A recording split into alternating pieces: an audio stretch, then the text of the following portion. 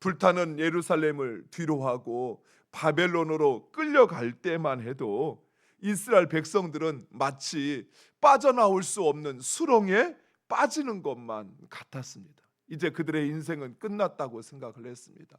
다시는 이 땅을 밟지 못할 것이라 생각했습니다. 그러나 하나님은 이스라엘 백성들이 끌려간 그곳에서도, 그 바벨론 땅에서도 하나님은 그들과 함께 하셨을 뿐만 아니라, 그리고 그곳에서 구원하시어 약속하신 대로 예루살렘으로 돌아오게 하셨습니다. 이처럼 하나님은 영원히 진실함을 지키시며, 그리고 만유의 공의로우신 통치자이십니다. 하나님은 말씀하신 것, 하나님 약속하신 것을 결코 잊지 않으시고, 어떤 상황 속에서도 상황 때문에 또는 그런 환경 때문에 할 수 없다라고 말하는 것이 아니라 끝까지 그 말을 지키시며, 그리고 하나님의 백성들을 책임지시는 하나님이십니다. 이런 하나님을 찬양하는 것은 하나님을 믿는 우리 모든 이들의 마땅한 의무이자 본분입니다. 무엇보다도 하나님은 이사야서에서 이 백성을 나를 찬송하게 하기 위하여 창조하였다 말씀하였습니다. 즉 하나님을 찬양하는 것, 그것은 바로 우리가 우리의 삶에 영원히 해야 할 일이라는 사실입니다. 하지만 하나님을 찬양한다는 것은 단순히 노래를 부르는 것이 아닙니다. 곡에 맞추어서 그 가사를 제대로 불러내는 것, 이것이 찬양이 아니라 하나님이 누구이신가 하는 것을 분명히 알고, 그리고 하나님 행하신 그 일을 기억하며 그 하나님께 돌려야 할 마땅한 영광과 존귀를 선포하고 노래하는 것입니다. 그래서 오늘 시편에서도 시인은 하나님이 누구인가라고 하는 것을 우리에게 말씀하고 있습니다. 하지만 사람들은 이런 하나님을 알아가려고 하기보다는 오히려 세상을 더 알기를 원하죠. 우리의 시간이 정말 하나님이 어떤 분이신지, 나의 삶 가운데서 하나님이 지금 함께 하시고 행하시는 일이 무엇인지 그것을 알아가기보다는 세상이 어떠한지, 세상이 어떻게 흘러가는지, 세상 사람들이 뭘 좋아하는지, 세상 사람들이 뭘 하면 돈을 번다고 하는지, 우리의 관심이 온통 세상을 향하여 있죠. 하나님께서 행하신 일을 기억하기보다는 눈에 보이는 세상의 권력과 힘을 쫓아갑니다.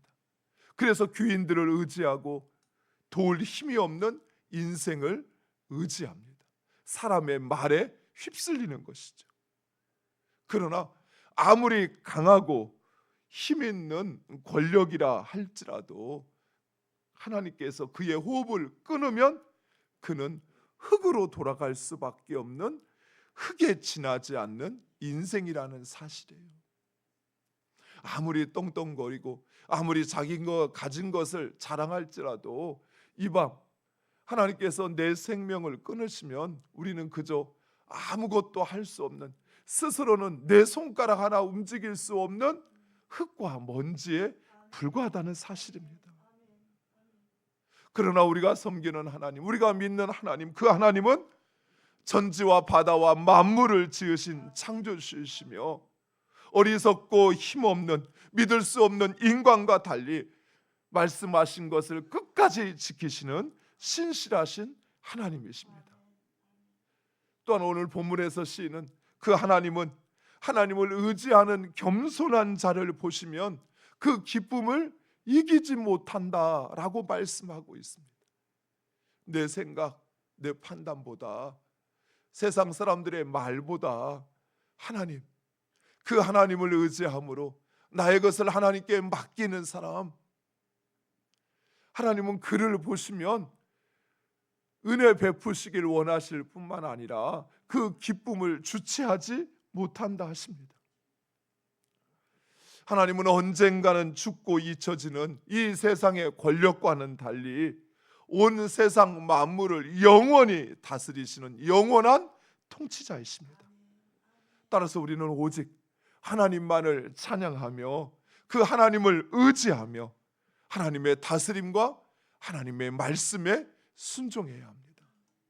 그것이 우리를 창조하시고 우리에게 은혜 베푸시는 하나님께 마땅히 돌려야 할 영광이기도 하지만 무엇보다도 우리를 위한 최선이라는 사실이에요. 나를 위한, 내 가족을 위한, 내 자녀들을 위한 우리의 최선이 바로 그 하나님, 영원한 통치자이신 하나님, 그 하나님을 의지하고 하나님 말씀에 순종하는 것입니다. 무엇보다도 하나님은 악한 자의 고통에 함께 하신다라고 말씀하십니다. 어그러진 재판을 바로 잡으시고 굶주린 자를 먹이시고 억울하게 갇힌 자를 풀어주시고 장애인과 나그네와 고아와 과부의 필요에 귀를 기울이시는 하나님이십니다. 또한 하나님은 악인의 계획은 반드시 패하게 하시지만 의인은 끝까지 사랑하십니다. 사랑하는 성도 여러분, 우리가 믿고 섬기는 하나님이 바로 이러한 하나님이십니다. 이런 하나님을 자기 도움으로 삼고 그 하나님을 높이는 사람, 곧 그 하나님께 복종하는 사람은 복이 있습니다. 또한 우리가 진정 이런 하나님을 섬긴다면, 이런 하나님께서 행하신 일을 기억한다면 우리도 이런 삶을 살아야 합니다. 사랑하는 성도 여러분, 연약한 자의 고통에 함께 하시기 바랍니다. 비록 우리가 그들의 문제를 해결할 수는 없어도 그들의 아픔은 공감할 수 있습니다. 또한 진실과 공의로운 삶을 살아야 합니다. 비록 우리가 이 세상을 바꾸지는 못해도 우리의 삶에서 그 하나님의 한 자락의 빛이라도 비칠 수 있다면 그것은 바로 우리가 살아내야 할 삶의 자리인 것입니다. 세상은 갈수록 거짓과 이기주의에 물들어 가고 있습니다. 거짓을 진실인 것처럼, 곧 불타 없어질 그것이 영원한 것처럼 우리를 속이고요. 그리고 불의한 방법을 통해서라도 자기 만족과 자기 쾌락을 얻을 수 있다면 그것이 전부인 것처럼 이야기를 해요. 하지만 우리는 이 세상 속에서 진정한 의와 거룩의 빛을 비추어야 합니다. 사랑하는 성도 여러분, 악인의 계획은 반드시 실패할 것입니다. 하지만 하나님을 의지하며 하나님의 뜻대로 살고자 하는 자, 하나님은 그를 끝까지 사랑하시어 그의 삶과 함께 하시고 그를 지키시고 인도하실 것입니다.